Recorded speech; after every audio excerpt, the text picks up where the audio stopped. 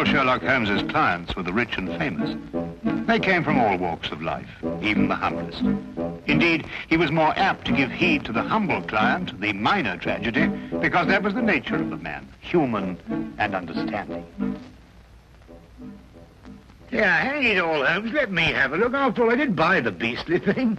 Why don't you wait for moving pictures, Watson? Much more interesting, you know. Pictures that move? Ridiculous. I'm not being ridiculous. They've already been invented by a Frenchman named Lumiere, and an American, Edison, seems to have made it quite practical. Absurd. He'll never get anywhere with them, you'll see. Not commercially anyway. Nobody will be interested. Come in.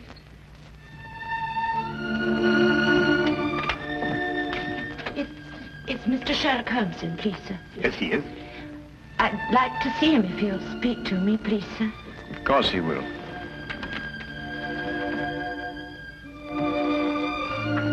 This is Mr. Sherlock Holmes. I'm Dr. Watson. Mrs. sir. Mrs. Jessie Hooper. Oh, come now, my dear. It's not as bad as that. It's Billy, sir. My husband. He's dead. Oh, my dear. Here, come and sit down and tell us about it. Get a cup of tea, Watson. They say he hanged himself, sir, 3 days ago in a hotel in Glasgow. Oh, yes, I remember. William Hooper, a traveling salesman with Whipple Brothers, I believe. Yes, sir. Brooms and brushes. He was on his last job for the firm. They were letting him go. Yes, sir, but Billy would have found another job. He wasn't afraid to work. Of course he wasn't. He didn't hang himself, sir. He didn't. Jessie, I believe you have a baby. Yes, sir. 6 months old. Is there any insurance? Yes, sir, but they say because Billy hanged himself. The policy won't be paid. Tell me, Jessie, when did you last see Billy? On the day he went out to Glasgow, on the train. I went out part of the way with him to Doncaster. To cheer him up, I take it. Yes, sir. He was so upset about losing his job, about it being his last trip for Whipple's. Yes, of course, I understand. Was he in a more cheerful frame of mind when you left the train at Doncaster? Oh, yes, sir. We had ever such a jolly time. There was a gentleman in the compartment who was so funny he kept us in stitches. When he laughed, you just couldn't help laughing with him. I see. Was there anyone who might have benefited by his death? No, sir. No one at all. Was he a native of London? No, sir. He came from Exbar. That's a little village in Cornwall. I see. Well, I can't promise anything, Mrs. Hooper, but I'll certainly do my best. Now, where can I get in touch with you? Number 26 Western Lane. And sir, there's something I must tell you. Yes, Jessie? I'm not very well off, and what with the expenses of the baby and... Oh, never mind. There's no fee. Oh, thank you, sir.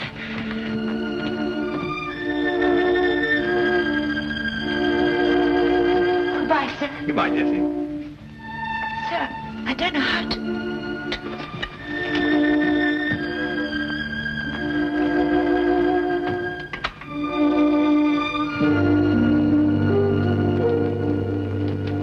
Holmes, how did you know so much about William Hooper?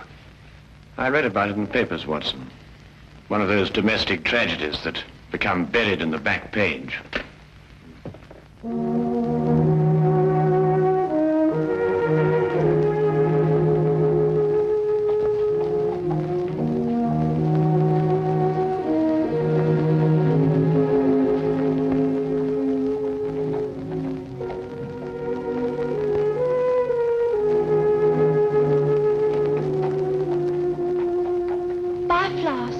No, thanks.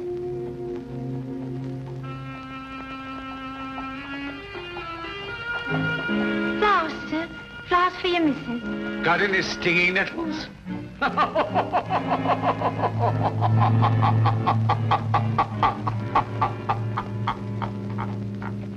If you want to kill somebody, you can poison them or shoot them or stab them or push them over a cliff if you like, but you don't hang them. It's still deucedly awkward. Unless, of course, you want to make it look like suicide. Oh, Watson, be a good fellow, would you, and buy me 15 feet of manila rope before we go up to Glasgow? Well, we could buy that anyway. Glasgow?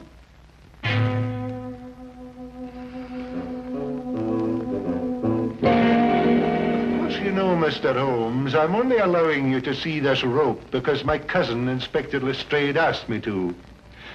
He tells me you've been a wee thing useful to him down there in London from time to time. Well, that's very kind of you to say so, Inspector McDougal. I'm sure that your cousin would appreciate that. Well, there it is. Nothing but an ordinary rope. Nothing unusual about it at all. Well, it's an efficient knot. Which anyone could have tied. And you're quite convinced that Billy Hooper hanged himself with it, eh?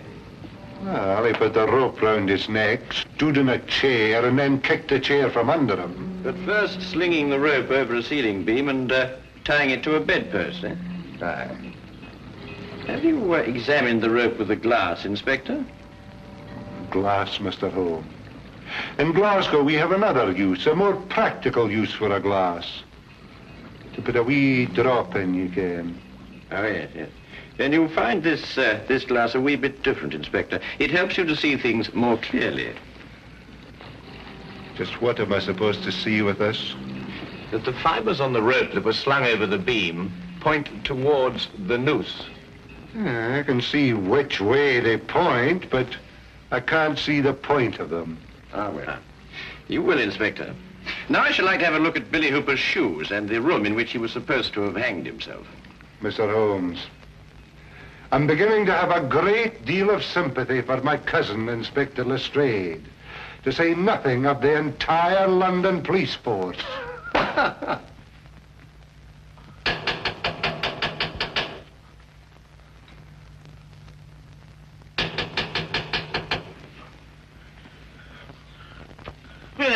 What's up?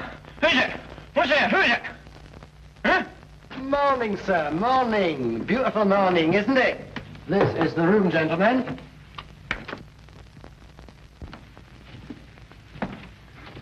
This is the beam, I presume, over which the rope was slung. And this is the bedpost the laddie tied the rope to. Interesting. Just a little routine detection, sir. Why don't you go back to sleep? Watson, let me have the rope you bought in London, would you? Yes.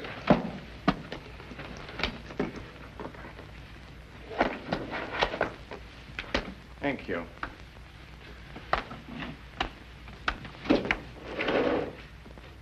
Now, would you come and stand under the noose? Just a minute, Holmes. What are you up to? Mr. Holmes, I'm afraid I can't allow you to hang your friend in my presence. Oh, very well. I only wanted to make the demonstration as graphic as possible. Would you hold it, Watson? Now, observe the rope, Inspector, passing over the beam as I hoist Watson up. What is all this in aid of? Oh, just an experiment, Watson. I believe you put on a bit of weight, old chap. This nonsense in aid of.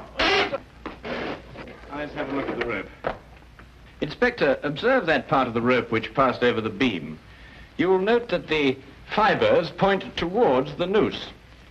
Exactly like the fibers of the rope Hooper was hanged with. So they do. But if he had hanged himself by kicking the chair from under him, his body dropping down would have caused the fibers to bend in the opposite direction, away from the noose. I've got it, Holmes. And because the fibers bend towards the noose, therefore, Hooper must have been pulled upwards. And since he obviously didn't pull himself up, someone else must have. And that is murder. Murder? What are you talking about? The late William Hooper, sir. Mr. Holmes here, by a brilliant feat of detection, has just proved conclusively that he was hanged here, in this very room. Hanged in this very room? Let me go in here.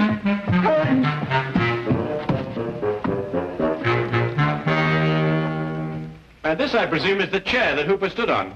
Aye, that's it. Yeah, there are no scratches on the seat.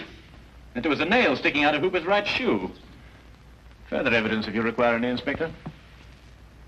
Ah, fragments of glass. Was there a broken drinking glass found on the floor, Inspector? No, nothing at all. Oh, I expect the murderer tied it up after him. But I think that we'll discover that he gave Hooper a drink with a drug in it. Rather difficult to analyze at the moment, but I shall have a look into it. Was there someone in the bed, Watson, when we came in?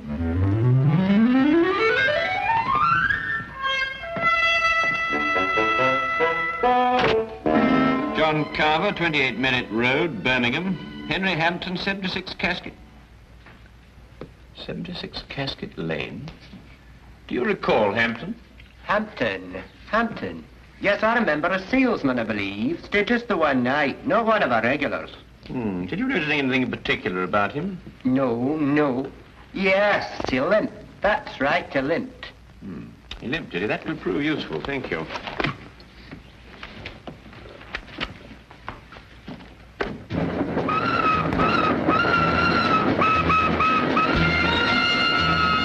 Aside from the fact that Hooper was murdered, what else do we learn in Glasgow? Well, Watson, that the man who registered under the fictitious name of Henry Hampton of 76 Casket Lane is the murderer. Oh, I see. A salesman just happened to be wandering about with a length of manila rope on him. Yes, of course. Didn't you know? He's a rope salesman. But hang it all, Holmes, at least 50 people registered at the hotel that night. What makes you pick on this Hampton chap? Because, my dear fellow, an elementary geographical knowledge of London would tell you that the even numbers in Casket Lane stop in the 60s. Number 76 is obviously a figment of Mr. Hampton's imagination. I see. But then, if both his name and his address are false, where are we going to start looking for him? We begin, obviously, with a trip to Exeter, Billy's birthplace in Cornwall. Now I'll tell you one. About the chap who woke up one morning with an elephant trunk instead of his nose. Began the day by blowing his own trumpet. Anyway, it's nonsense. The murderer will be the other side of the world by now.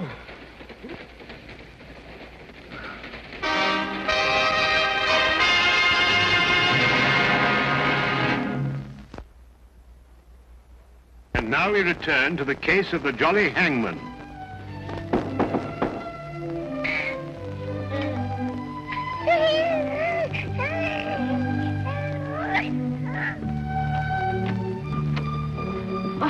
Mr. Holmes. Dr. Watson. Good morning, Jessie. I hope we haven't interrupted your household chores. Oh, no, sir. Please come in. Thank you. So that's the little man, eh? Yes, sir, that's little Billy. Oh, I say, Holmes, look at that chest, too. Look at these biceps. Yes, Watson, and look at that nice high forehead and that well-developed cranium. Won't you have some tea, sir? I'm sorry, Jessie, but I'm afraid we won't have time. We've come to ask you a few questions about your husband. Yes, sir. Please sit down. Thank you. Dr. Watson and I have just come back from Exeter. It occurred to me that the seeds of what happened in Glasgow were sown in the past. We learned, Jessie, that when Billy was 7 years old, his grandfather was murdered. Did you know that? No, sir. Billy never told me. I can understand that. He was a sensitive young man, and he wouldn't want to burden you with a gruesome story. What happened, sir? Well, at that time, Billy was living alone with his grandfather on an isolated farm. One night, the old man gave shelter to a stranger. The following morning, Billy's grandfather was found murdered, and Billy was discovered incoherent with fear, hiding in a shed. The murderer was never identified. The only thing that Billy could tell the police was that the man lived. Exactly, Watson. However, years passed. The murderer felt comparatively safe. There was only one person in the world who could identify him. The man who once had been that 7-year-old boy. And he probably thought the little boy'd forget anyway. But the little boy didn't forget. The memory remained here, dormant for many years, until it was reawakened in Glasgow. Oh, that window. It's too dark, don't it? Always dropping shut like that. Billy was going to fix it. In Glasgow, sir? Yes, where he encountered the murderer. The memory began to stir, perhaps awakened by that limp. And the murderer began to realize that sooner or later, Billy would remember and identify him. Now I understand. Understand what? Billy's nightmares. Oh, such frightful ones he'd always have. Moaning something about a hobble. Of course, a hobble, a limp. But he could never remember what the nightmares were about. Did Billy ever mention meeting a man who limped? No, sir, never. Then I believe, Watson, we can conclude that Billy had never met the man before the chance encounter in Glasgow. Oh, I'm sure he hadn't, sir. So the signs still point to our mysterious Mr. Hampton. Who's Mr. Hampton, sir? A gentleman I very much wish to lay my hands on. And I will. You may be sure of that, Jesse. My feet are kidding me. How many more of these companies have we got to see? Oh, chin up, old chap. Only about a dozen or so. Well, can't we cover them in a hansom? What? A hansom cab on a beautiful day like this? Oh, don't be silly.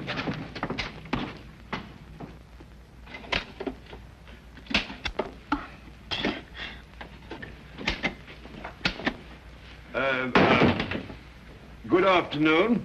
Do you use a colon or a semicolon after, dear sir? Oh, colon, miss. Now, come along, Holmes. You know better than that. A semicolon, young lady. I can't find either. Tell me, is your sales manager in? A sales manager? That'd be Mr. Thornton, wouldn't it? Or Mr. Baxter? Yes, Mr. Baxter. Did you have an appointment with him? No. Must we have one? I don't know. I'll ask him.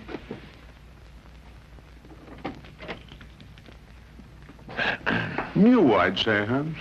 Yes, a safe deduction, Watson. You noticed the fingernails unbroken?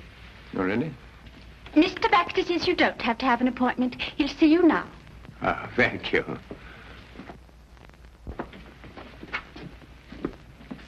Good afternoon, gentlemen. Good afternoon. And what may I do for you? Good afternoon. My name's Dr. Watson, and this is Mr. Sherlock Holmes. Sherlock Holmes, eh? Oh, this is an honor. Not here to arrest anyone, though, I hope. Would it be an imposition to ask for your salesman's itinerary during, let's say, the last few weeks? The cities they've covered? No sooner asked than done, as the genie said. Oh, must be in the file drawer. Our road chart, you know. Dr. Watson, would you mind getting it? It's in the drawer over there. Yes, of course I will. The brown folder. Yes, that's it. Thank you. Now, let's see, shall we? Johnson covered Wales all this month. Harkinson over in Ireland. Now, quite sure you've had no one in Glasgow? That's right. Used to go on the road myself, but not any longer. Can't stand the trains. Haven't been in one for years. Well, thank you very much indeed. And good day to you, sir. Good day. Come back if you've got any loose ends to tie up.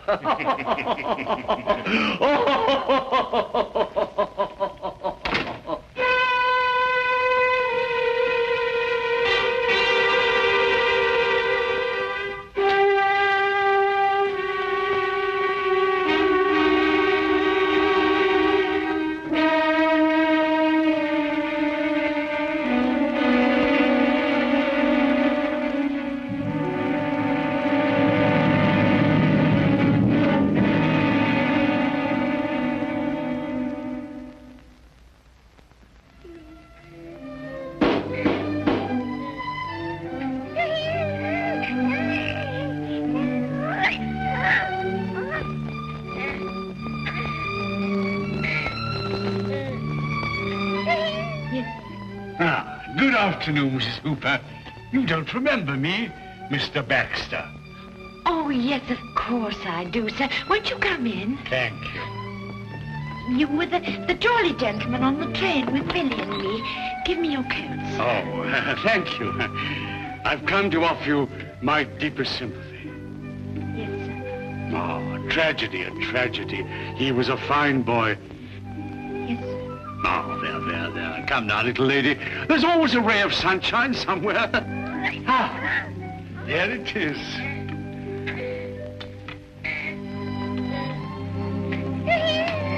A little bundle of happiness. A joy and blessing for you. You'll always have...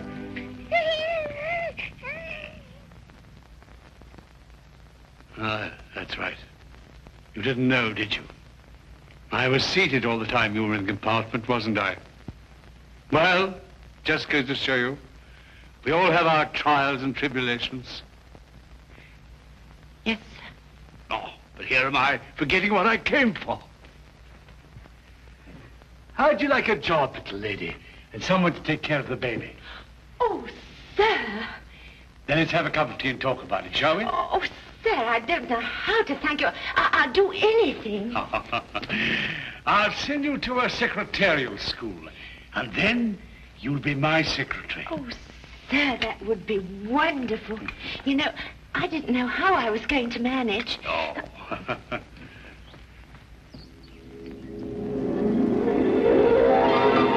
You take sugar, sir? Huh?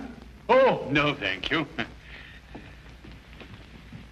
Looking at you is sugar enough for me. Really?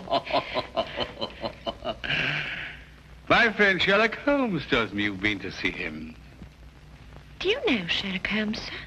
Oh, I should think I do. Always asking my advice, Sherlock is. Can't solve a case without me, he says. He and Dr. Watson went up to Glasgow, you know, inquiring at the hotel where Billy was. And then they went down to Expa. How do you know all that, sir? Oh, Sherlock tells me everything. I suppose you told him that you and Billy met me on the train. And you gave him my name.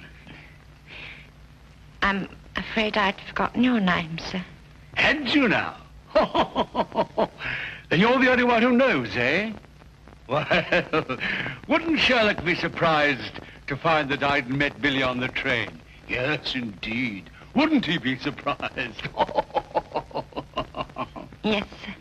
Now, drink up your tea, and we'll talk about your new job. Huh?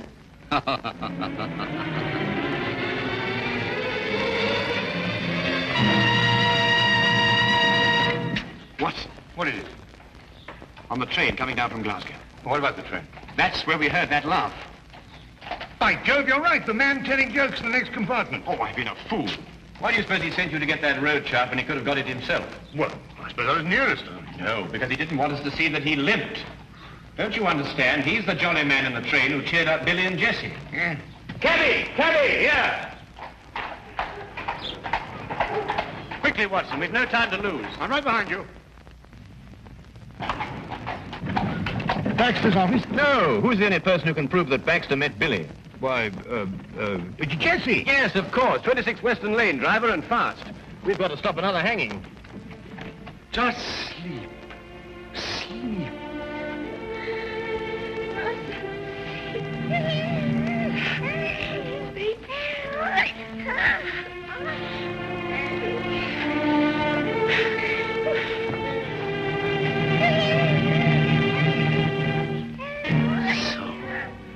Had to go to Sherlock Holmes, eh?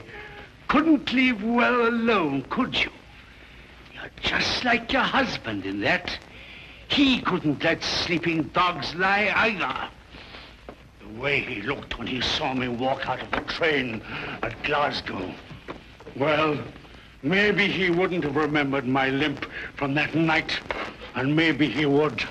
No point in taking chances. I don't believe in taking chances. Mrs. Hooper? Mrs. Hooper! It's Sherlock Holmes. Open the door. Mrs. Hooper! Jessie, it's Sherlock Holmes. Open the door. Jessie, open the door. All right, Watson, break it down.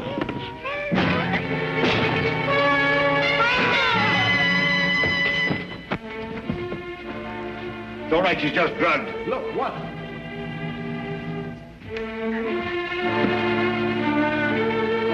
No.